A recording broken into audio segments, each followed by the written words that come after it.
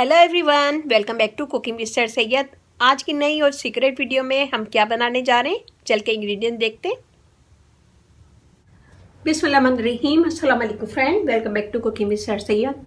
आज की वीडियो में मैं लेकर आई हूँ कि कुर्बानी के गोश्त की स्मेल कैसे ख़त्म कर सकते हैं और उसको कैसे वॉश कर सकते हैं। ये कुर्बानी का गोश्त है और बहुत ही ज़्यादा चिकना है, तो मैं इसकी थोड़ी सी चिकनाई निकालूंगी, बहुत ज़्यादा नहीं, थोड़ी सी निकालूंगी।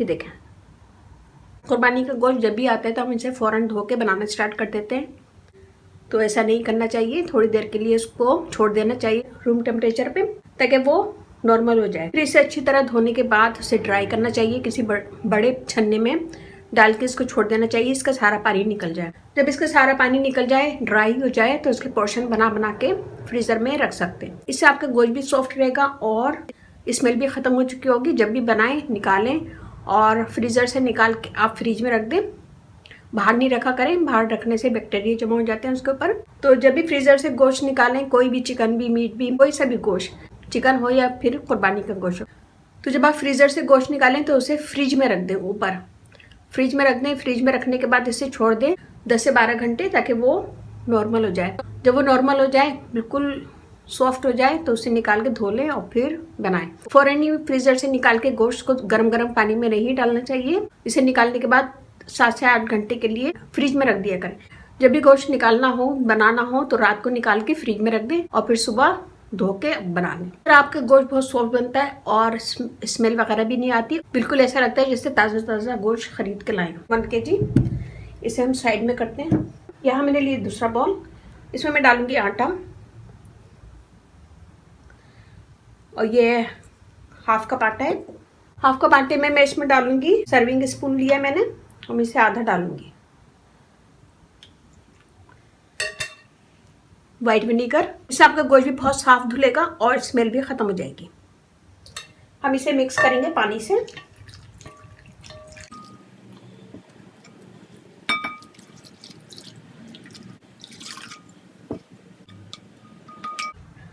ये देख लीजिए, हमने ऐसे बना लिया और इसके अंदर मैं डाल दूंगी सारा गोश्त। इसमें हम डाल देंगे गोश्त,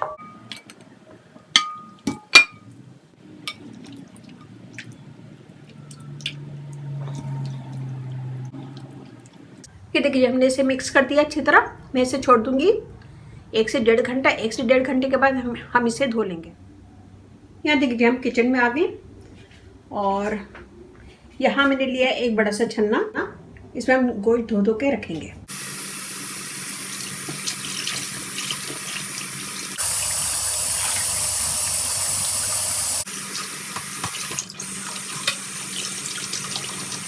एक्स्ट्रा चर्बी निकाल देंगे और थोड़ी सी लगी रहने देंगे।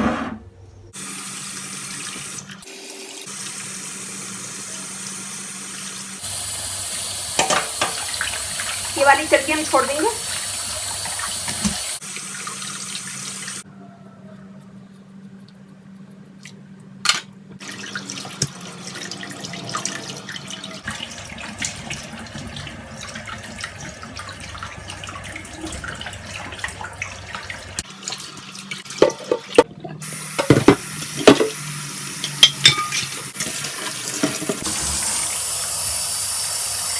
हम इसे एक दफा और धो लेंगे अच्छा सा।